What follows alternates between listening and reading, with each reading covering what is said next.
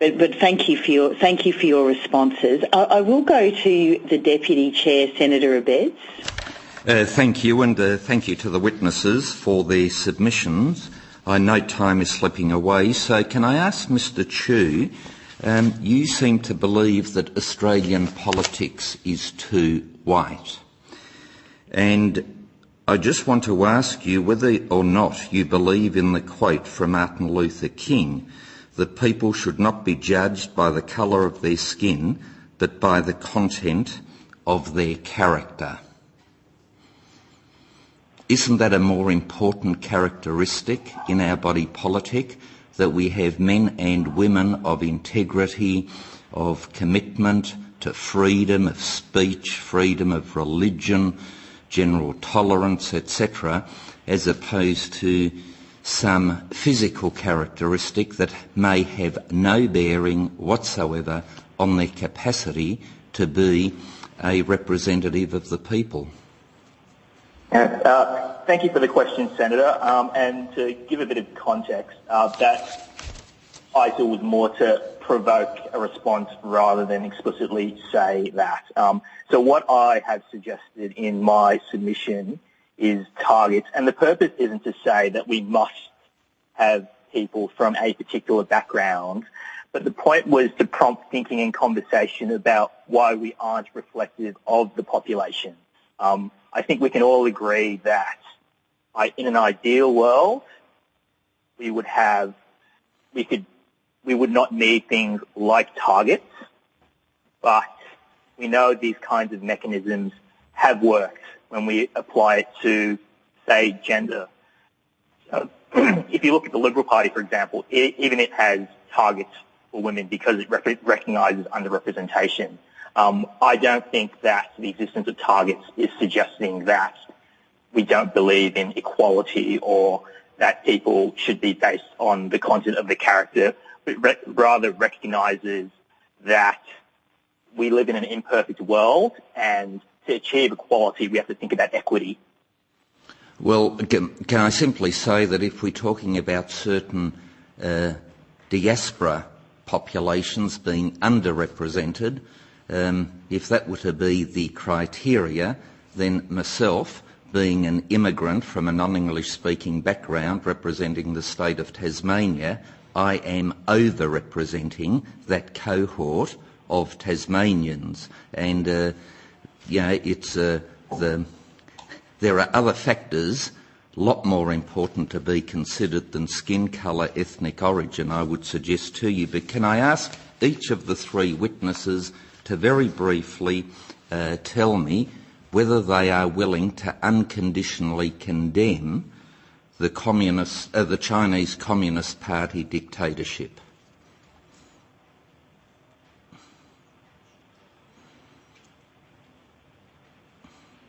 Not a difficult question. Would you, Ms. Jung, would you like to start, and then we'll go to Mr. Chu and then Ms. Chow? As I have stated in a lot of my public statements, I condemn the grievous human rights abuses done by the Chinese government and the Chinese Communist Party. But I also have said before that I don't think it's fair to ask, I don't think it's fair to force all Chinese Australians to take a position or political action when similar requests are not being made to other Australians. Mr. Chu. So, as I said previously, I support and believe in the universality of human rights. I don't support the Communist Party, but I don't believe it's helpful to get into a political game of denouncements. So you can't condemn it? I think my statement was quite clear about how I don't support the Communist Party and I don't support what it does. There's a difference between not supporting something and actively condemning a regime that engages in forced organ harvesting, 1 million Uyghurs in concentration camps, the list goes on, and all we have is this limp statement that we don't support. But look, Ms. Chow. I think all migrants should have a right to participate in Australian democracy and to be able to distinguish their ethnicity and race from geopolitical issues. as citizens, we should be treated as every other citizen first and foremost, and not every other Australians of any other ethnicities have been asked the same question. For example, Senator, in your distinguished political career, have you been asked to be loyal to Australia because you were born in Germany? Oh, absolutely. Have you not read the terrible trolling that I receive? I'm astounded that you would ask that question, and sadly, if you are of Italian origin, you'll be asked if you're part of the mafioso, if That's you're right. Vietnamese, are you part of a triad, German like myself, you must be a fascist by birth, irrespective of what your public utterances might be, and so the list goes on. And that is why, might I add, nearly every single interview I do, unequivocally condemning the Chinese Communist Party, I stress that this is not a condemnation of the Chinese people, because I believe that they are just as freedom-loving as every other human being on the planet, but I am condemning the regime under which they suffer. Just as much as not all Germans were Nazis, or all Russians communists, or all Italians part of the mafioso, or Vietnamese part of the triads. But as a German-born, can I say I have no difficulty in unequivocally saying that the Nazi regime deserved to be condemned unequivocally.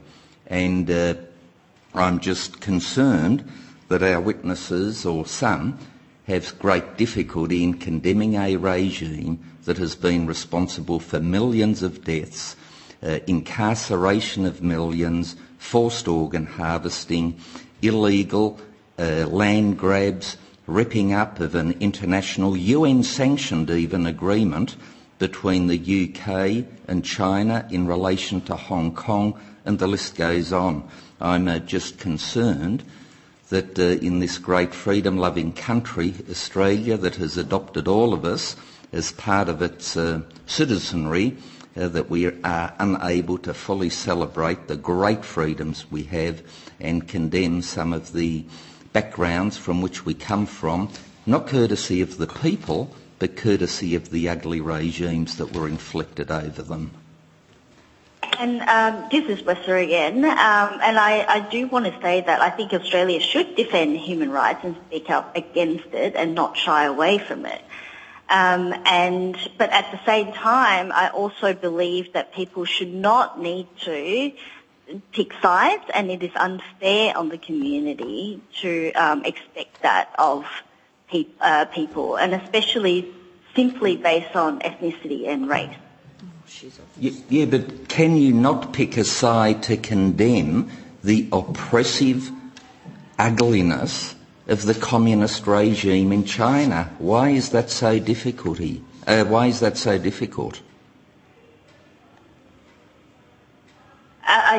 I mean, from my perspective, I do not support some of the actions of... I'm not asking you to support, I'm asking you to unequivocally condemn, because unless we condemn these activities, they'll just keep on going. It'd be like somebody saying, oh, I don't support the Holocaust. No, we have to condemn unequivocally the Holocaust. And a similar situation is happening to the Uyghurs under the communist regime in China. Why is it so difficult to condemn it? And I'm also concerned that this is a Senate inquiry for witnesses to publicly declare their allegiance to Australia by condemning a foreign government. And this goes to the point where I was making, that when a person is putting their hands up for public office or speaking up publicly, they are required to make that allegiance and declare loyalty. And this is unfair on the community. And this is an inquiry about diaspora issues, and there are many other diaspora issues that need to be dealt with, including racism, including what I suggested before as well, that we need to have better civic education so people can really understand how a democracy works. Ms Jung, can I just, as somebody who's been involved in multicultural activities for my whole life and a long public life, I have to say, can I give you some pretty basic advice? Go and read the Constitution. That's the first thing I would say to you. And secondly, there is nothing in any political party that I have ever come across, whether it's Liberal, Green, Labor or whatever, that precludes people from any Australian, so long as you're on the electoral roll, to participate. I think the problem here is that certain communities just don't want to participate. And I have to tell you that there is an overwhelming under-desire by people from the Chinese Australian community to want to participate in politics, because if more of them participated, we probably wouldn't be having this discussion. I am going to have to I notice that we're running a little over and we do have witnesses later. There are other committee members who wish to ask questions, and we have witnesses who have very hard timelines. Senator Abetz and Senator Favoranti-Wells, I know, could we, have you finished this line of questioning, do you think? No, I haven't, but I'm fully aware of the time, so I have no further questions. Thank you, Is there Chair. anything you'd like to put on notice to the witnesses? Not at this stage. Regrettably, I think the Hansard record will record some unfortunate responses.